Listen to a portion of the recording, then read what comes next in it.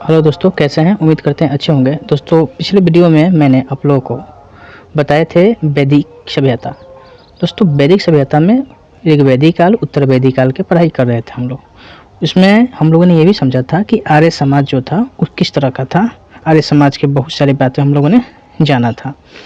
उसके बाद में हम लोग ये भी जाने थे कि ऋग्वैदिक काल में जो देवता थे, कौन से देवता किससे संबंधित थे। ठीक है, इस तरह से हम लोग का जो पिछले वीडियो में जो लास्ट टॉपिक हम लोगों ने किया था, उसमें था लास्ट क्वेश्चन था गोत्र नामक संस्था। कौन सा नामक संस्था? गोत्र नामक संस्था का जन्म उत्तर वैदिक काल में हुआ था। दोस्तों, यहाँ तक पढ़ लिए थे। ठीक है दोस्तों, इस वीडियो में हम लोग आज यहाँ से पढ़ने वाले हैं। ठीक है, यहाँ से समझने वाले हैं। दोस्तों, फिर से बता दें कि हम इस वीडियो में हर एक शब्द पर हम रिपीट करते हैं जोरदार। इस बार माने कि बार बार इसको रिपीट करते हैं ताकि आप लोग अच्छे से समझ सकें। अगर एक बार में ना समझ आए तो दूसरे बार में समझ सकते हैं। दोस्तों, याद भी हो जाएगा, आप लोग को याद करने में काफ़ी मदद साबित होगा। दोस्तों, तो चलिए दोस्तों, हम बताते हैं कि पहले हम इसमें पढ़ते हैं। ठीक है, पढ़ने के बाद हम एक एक करके आप लोगों से प्रश्न पूछते हैं और आप लोग इसका उत्तर देने के लिए तैयार होते हैं। दोस्तों, तो देखिए, यहाँ से पढ़ते हैं पहले दोस्तों इस पैराग्राफ को, और फिर उसके बाद आगे हम लोग समझने का प्रयास करेंगे। कुछ यहाँ पर दिया है कि दर्शन विचारधाराएं, कि रूढ़िवाद विचारधारा। दर्शन विचारधारा में दिया है रूढ़िवाद विचारधारा है। इस संप्रदाय के प्रस्तावक वेदों की प्रामाणिकता पर सवाल नहीं उठाते थे। इसके अनुसार वेद मोक्ष का रहस्य छिपाए सर्वोच्च प्रकाशित धर्म ग्रंथ है। 6 उप संप्रदायों सांख्य, योग, न्याय, वैशेषिक, मीमांसा और वेदांत को षड दर्शन कहा जाता था। तो देखिए, रूढ़िवाद विचारधारा हम लोगों ने पढ़ा। दोस्तों, इतना हम लोग समझेंगे। ठीक है, एक एक करके समझते चलेंगे दोस्तों, उसके बाद फिर आगे बात करेंगे। ठीक है, प्रश्न यहाँ पर होता है, चलिए प्रश्न का जवाब दीजिएगा। दोस्तों, मैंने पूछा कि देखिए, हम लोग का टॉपिक है दर्शन विचारधाराएं। ठीक है, विचारधाराएं, दर्शन विचारधाराएं। अब रही बात कि यहाँ पर आपसे पूछा जाएगा कि आर्य समाज जो थे, आर्य समाज में दर्शन विचारधाराओं में कौन कौन सी विचारधाराएं देखने को मिलते हैं, सबके बारे में बताने का प्रयास करना है हम लोगों को। तो देखिए, इसमें फर्स्ट है रूढ़िवाद विचारधारा। रूढ़िवाद विचारधारा दोस्तों, ये लुसेंट के बुक से है। ठीक है, रूढ़िवाद विचारधारा है। इसमें पूछा जाता है कि देखो, इस संप्रदाय के प्रस्तावक, ये जो संप्रदाय, जो रूढ़िवाद विचारधारा है ना दोस्तों, इसके संप्रदाय जो है, इस संप्रदाय के प्रस्तावक किस पर आधारित है? किस पर आधारित है? पूछा जाए कि रूढ़िवाद विचारधारा जो है के प्रस्तावक जो हैं, और रूढ़िवाद विचारधारा के प्रस्तावक की बात किया जा रहा है दोस्तों, तो किस पर आधारित है? तो ध्यान देना है, किस पर आधारित है? वेदों की प्रामाणिकता पर। ठीक है, रूढ़िवादी विचारधारा किस पर आधारित है? तो वेदों की प्रामाणिकता पर यह आधारित है, पर इस पर सवाल नहीं उठाते थे। पर ध्यान रखना दोस्तों, इस पर इस संप्रदाय के जो लोग थे ना, इस संप्रदाय के जो लोग थे वो लोग इस पर सवाल नहीं उठाते थे। ठीक है, ध्यान रखना, इस पर कोई सवाल नहीं उठाते थे, कोई प्रश्न वगैरह नहीं किया करते थे इस पर यह आधारित किस पर थे? वेदों की प्रामाणिकता पर। अच्छा, अब रही बात कि रूढ़िवाद विचारधारा के अनुसार क्या है, कि इसके अनुसार बताया जाता है दोस्तों, ध्यान रखना, इसके अनुसार वेद मोक्ष का रहस्य छिपाए। रूढ़िवाद विचारधारा के अनुसार, रूढ़िवाद विचारधारा के अनुसार वेद जो है, वेद मोक्ष का रहस्य, वेद मोक्ष, 6 क्यों लिखा जाएगा जी, ऐसे लिखते हैं ना, हाँ ठीक है, वेद मोक्ष का रहस्य छिपाए सर्वोच्च प्रकाशित धर्म ग्रंथ है।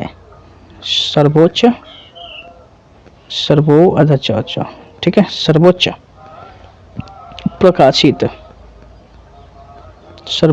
प्रकाशित क्या है?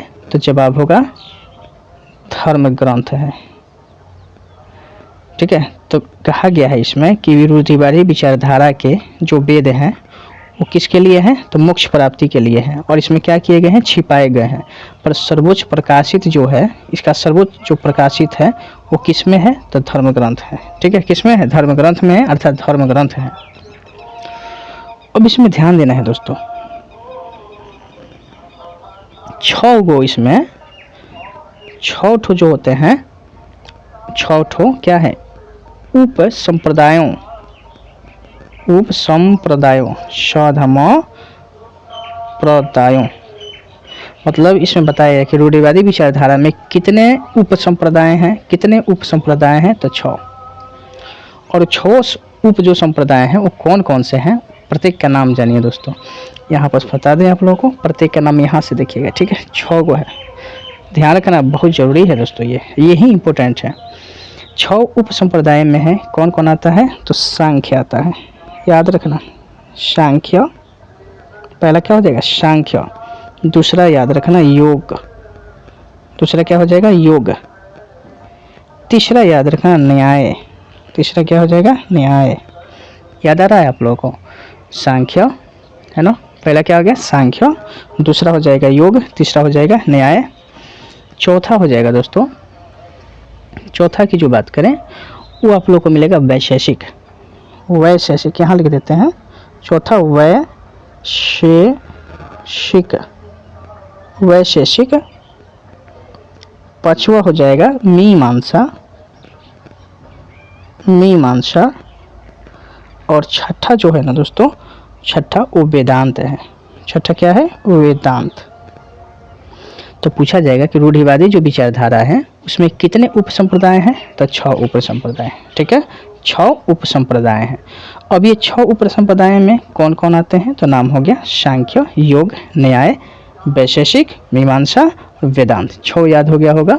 ठीक है, चले इन सबको ना दोस्तों, ये जो 6 दिख रहा है, इन 6 को मिलाकर षड दर्शन कहा जाता था।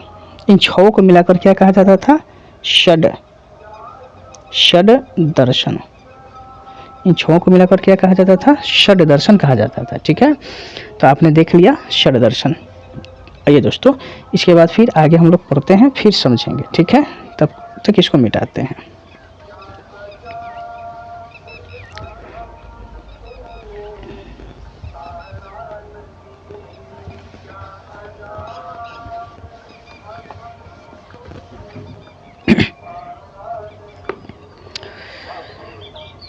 चलिए, अब इसके बाद यहाँ पर देखें, हम लोगों ने यहाँ तक समझ लिया। ठीक है,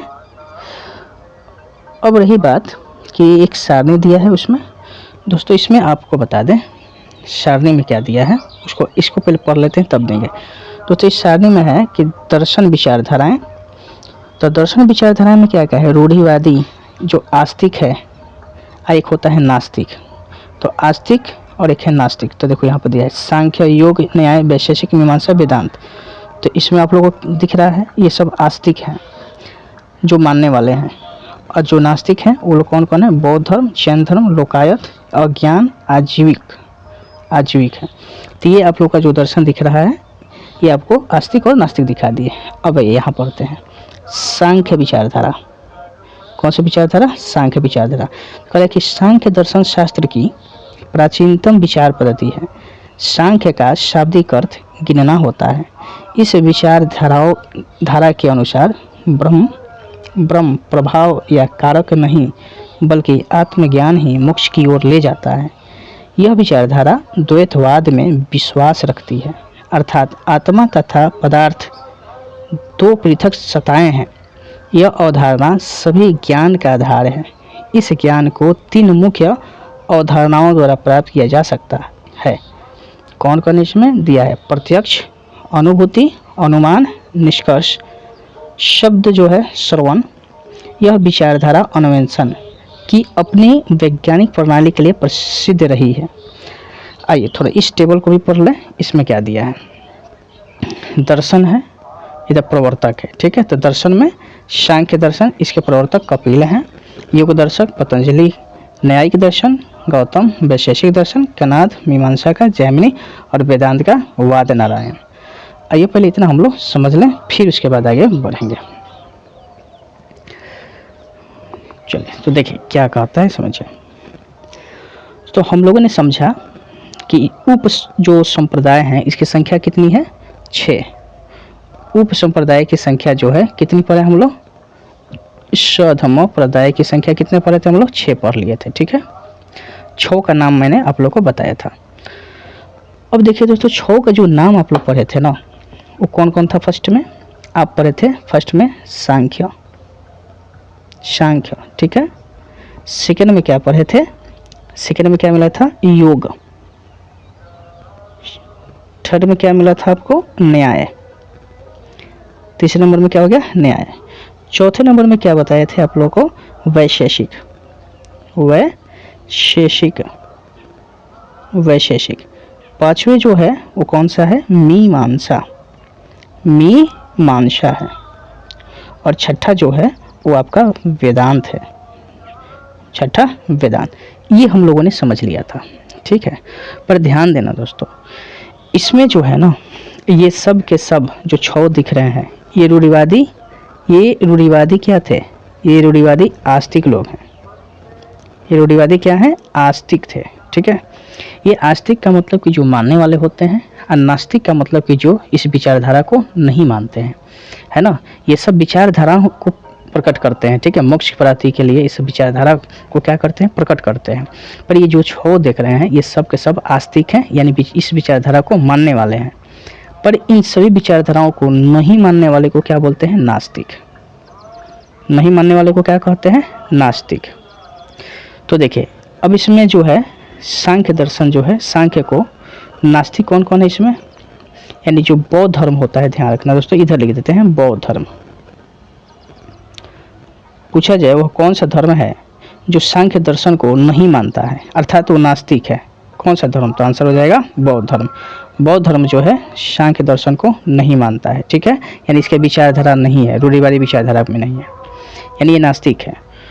दूसरा, योग दर्शन को कौन नहीं मानता है, कौन सा धर्म, तो जैन धर्म।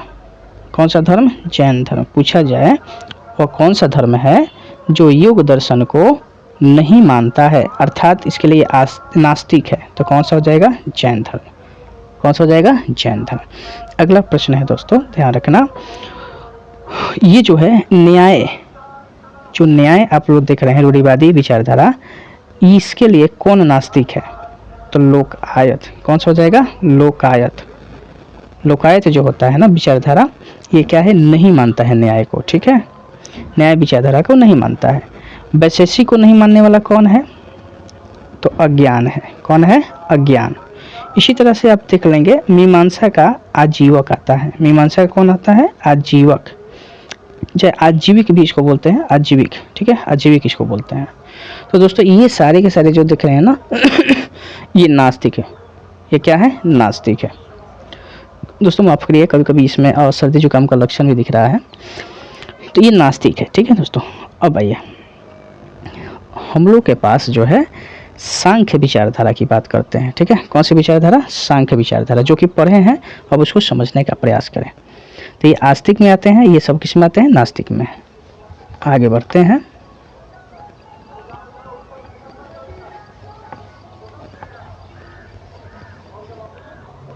ठीक है, आगे क्या कह रहा है, देखें, इसमें है सांख्य विचारधारा। दोस्तों तैयार हो जाएगा, क्वेश्चन हम करेंगे आप लोगों से, सांख्य विचारधारा। ठीक है, सांख्य विचारधारा। देखिए दोस्तों, ये जो है ना सांख्य दर्शन शास्त्र की, सांख्य दर्शन शास्त्र की, कौन से शास्त्र की, दर्शन शास्त्र की, ये प्राचीनतम विचार पद्धति है। कैसा है यह, प्राचीनतम, प्राचीनतम विचार पद्धति है। ठीक है, ये प्राचीनतम माने कि बहुत पुराना है। पूछा जाए कि सांख्य विचारधारा किस शास्त्र का, तो दर्शन शास्त्र का क्या है, तो प्राचीनतम विचारधारा है। क्या है, विचारधारा है। समझ गए, तो सांख्य विचारधारा पूछा जाए दर्शन शास्त्र का क्या है, तो प्राचीनतम विचारधारा है। चलिए यहाँ तक क्लियर हो गई बातें।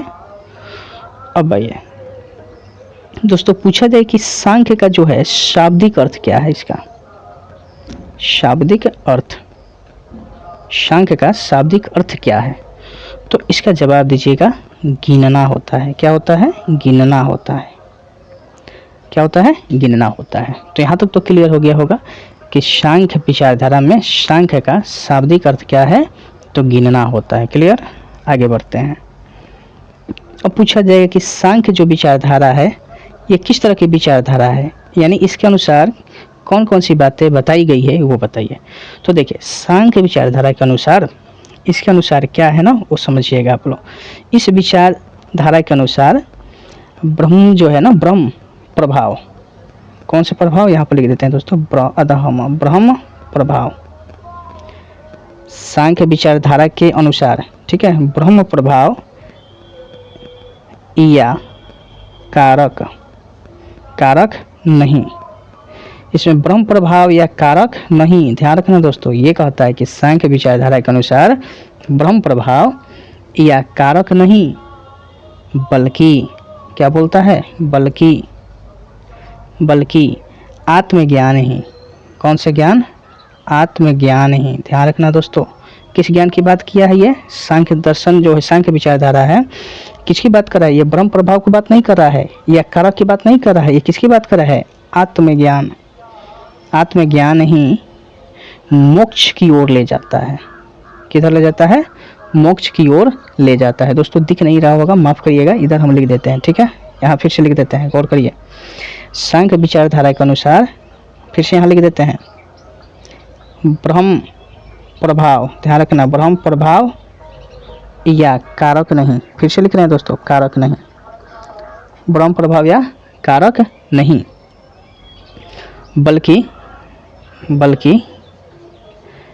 बल्कि आत्मज्ञान।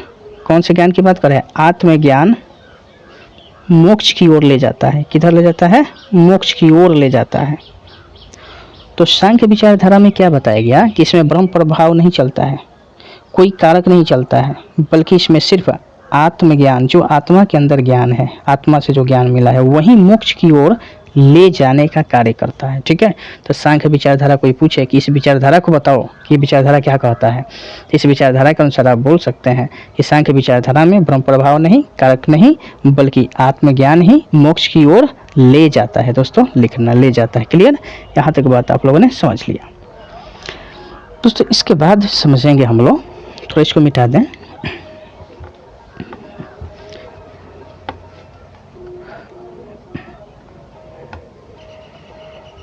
चले आगे क्या कहते हैं समझिए।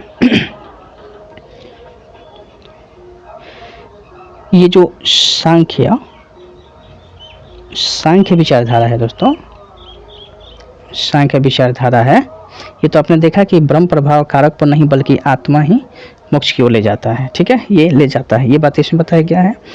यह विचारधारा द्वैतवाद में विश्वास रखती है। दोस्तों पूछा जाएगा कि सांख्य विचारधारा किसमें विश्वास रखती है, प्रश्न समझ रहे हैं ना, सांख्य विचारधारा किसमें विश्वास रखती है, तो आपका जवाब क्या आना चाहिए, तो आपका जवाब होना चाहिए द्वैतवाद। क्या होना चाहिए? द्वैतवाद। किसमें? द्वैतवाद में विश्वास रखती है। ठीक है, आइए, अर्थात द्वैतवाद का मतलब क्या समझेंगे। द्वैतवाद का मतलब इसमें कहा जाएगा, अर्थात बोल सकते हैं आप लोग, अर्थात बोल सकते हैं आत्मा तथा पदार्थ दो पृथक सत्ताएं हैं। आत्मा तथा पदार्थ, ठीक है, आत्मा तथा पदार्थ दो पृथक, पृथक में समझ ना, अलग, दो पृथक सत्ताएं हैं, सत्ताएं। चले ये बात इसमें बताएगा। तो प्रश्न क्या बना, सांख्य विचारधारा किसमें विश्वास करती है? द्वैतवाद में। ठीक है, द्वैतवाद में, अर्थात आत्मा तथा पदार्थ दो क्या है? पृथक सत्ताएं हैं। यहाँ तक तो बात क्लियर हो गई। यह अवधारणा सभी ज्ञान का आधार है। ये जो अवधारणा दिया गया है ना, ये सभी अवधारणाएं जो दिया गया है, ये ज्ञान का आधार है। ये किसका आधार है? ज्ञान का आधार है। ठीक है, किसका आधार है? सांख्य विचारधारा जो है उसमें जो अवधारणाएं दी गई है वो किसका आधार है? तो ज्ञान का आधार है। ठीक है, किसका आधार है? ज्ञान का आधार है। ये बात क्लियर रखिएगा। अब पूछा जाएगा कि ये जो ज्ञान मिला है, ये जो ज्ञान मिला है, इसको मुख्य रूप से कितने अवधारणाओं द्वारा प्राप्त किया जा सकता है? ध्यान रखना दोस्तों, ये जो ज्ञान मिला है, इस ज्ञान को कितने अवधारणाओं द्वारा प्राप्त किया जा सकता है। तो इसमें ध्यान रखना कितने हो, तो 3, कितने 3 मुख्य अवधारणाओं द्वारा, 3 मुख्य अवधारणाओं द्वारा प्राप्त किया जा सकता है। ठीक है, कितने 3, एक तो मिलेगा आप लोगों को, कौन सा, ध्यान रखना 3 को है। पहला ध्यान रखेंगे आप लोग प्रत्यक्ष, जिसको डायरेक्ट बोलते हैं ना, प्रत्यक्ष। प्रत्यक्ष में क्या मिलेगा, अनुभूति होगा। इससे क्या मिलेंगे, अनुभूति, क्या मिलेंगे, अनुभूति। ठीक है, प्रत्यक्ष से क्या मिलेंगे, अनुभूति। आप लोग लिख लीजिएगा दोस्तों, कहीं अगर कट गया हो तो हम बोल देते हैं, उसको लिख लेना। ठीक है, दूसरे नंबर में जो होगा ना, दूसरे तरीका क्या है ना, दूसरी अवधारणा अनुमान, अनुमान। ठीक है, अनुमान से क्या है ना, किससे निष्कर्ष आएंगे, क्या निकलेंगे, निष्कर्ष लिखना है दोस्तों, इससे निष्कर्ष। और तीसरा जो है ना, तीसरा वो आपको शब्द, शब्द, शब्द जो है ना, इससे क्या मिलेंगे, श्रवण, जो कि सुनने की बात करेगा। ठीक है, श्रवण। यह जो विचारधारा देख रहे हैं दोस्तों, यह विचारधारा अन्वेषण की अपनी, ये जो विचारधारा है, अन्वेषण, अन्वेषण माने खोज होता है, अन्वेषण की, अन्वेषण की अपनी, अन्वेषण की अपनी वैज्ञानिक प्रणाली के लिए प्रसिद्ध रही है। किस प्रणाली के लिए, वैज्ञानिक प्रणाली के लिए, वैज्ञानिक प्रणाली के लिए प्रसिद्ध रही है। ठीक है, प्रसिद्ध रही है। चलो, ये बात आप लोगों ने देख लिया, इतनी सी बात है आप लोगों ने इसमें देखा। तो दोस्तों, सांख्य विचारधारा में आप लोग तो देख लिए, सांख्य का अर्थ क्या बताया गया था, कमेंट करिए आप लोग। तो गिनना याद है ना, गिनना होता है। ठीक है, किसमें विश्वास है, द्वैतवाद में। ठीक है ना, द्वैतवाद में, अर्थात आत्मा तथा पदार्थ 2 पृथक सत्ताएं हैं, और इसमें जो ज्ञान का आधार है वो 3 आधार पर मुख्य रूप से इनके अवधारणा दिए गए हैं। एक तो प्रत्यक्ष में आएगा, जिसमें अनुभूति मिलेंगे, अनुमान से निष्कर्ष मिलेंगे, शब्द से क्या मिलेंगे, श्रवण की बात होगी। ये सब अन्वेषण की अपनी जो है ना वैज्ञानिक प्रणाली के प्रसिद्ध रही है। ठीक है, तो चलिए दोस्तों, यहाँ इसमें देखें। अब आइए आपको हम बताएं कि इसमें जो टेबल दिया है दोस्तों, उस टेबल को थोड़ा हम लोग समझेंगे, उसके बाद इस वीडियो को विराम देंगे। ठीक है, आइए टेबल को समझकर फिर हम लोग अगले वीडियो में आगे बात करेंगे। पहले इतना समझिए। अगला क्वेश्चन है दोस्तों, बताइएगा, एक तरफ दिया है दर्शन, क्या है ना, दर्शन, और दूसरी तरफ उनके क्या होंगे, प्रवर्तक, क्या होंगे, प्रवर्तक। ठीक है, चलिए अब दर्शन हम पूछते हैं, बताइए, सांख्य दर्शन, क्वेश्चन है सांख्य दर्शन का प्रवर्तक, सांख्य दर्शन का क्या होगा, प्रवर्तक। तो कौन है, तो आप जवाब देंगे कपिल। कौन है, कपिल हो गया। ठीक है, सांख्य दर्शन का प्रवर्तक कौन है, कपिल है। दूसरा है योग दर्शन, तो योग दर्शन का जो प्रवर्तक है वो कौन है, तो पतंजलि। कौन है, पतंजलि। तो याद रहेगा दोस्तों, है ना, योग दर्शन के प्रवर्तक कौन है, पतंजलि है। चले न्याय दर्शन की बात करते हैं दोस्तों। न्याय दर्शन के जो प्रवर्तक हैं वो कौन है, गौतम है। कौन है, गौतम। न्याय दर्शन के प्रवर्तक कौन है, गौतम। याद हो गया। चलो वैशेषिक का देखते हैं दोस्तों, वैशेषिक। तो वैशेषिक जो दर्शन है इसके प्रवर्तक कौन है, कनाद। कनाद ऋषि नाम सुना ना, महर्षि कनाद, वही है। उसके बाद आप लोग देखेंगे मीमांसा का, किसका, मीमांसा का प्रवर्तक। दोस्तों मीमांसा का प्रवर्तक कौन है, तो जैमिनी है। कौन है, जैमिनी। मीमांसा का प्रवर्तक कौन है, जैमिनी। ठीक है, और ये लास्ट जो है वेदांत। दोस्तों वेदांत के जो प्रवर्तक हैं वो कौन है, वेदांत का जो प्रवर्तक है वो बाद नारायण। कौन है, बाद नारायण, बाद नारायण। तो दोस्तों इस तरह से हम लोगों ने इस वीडियो में ये कवर किया है। फिर मिलते हैं हम लोग नेक्स्ट वीडियो में। जय हिंद, जय भारत।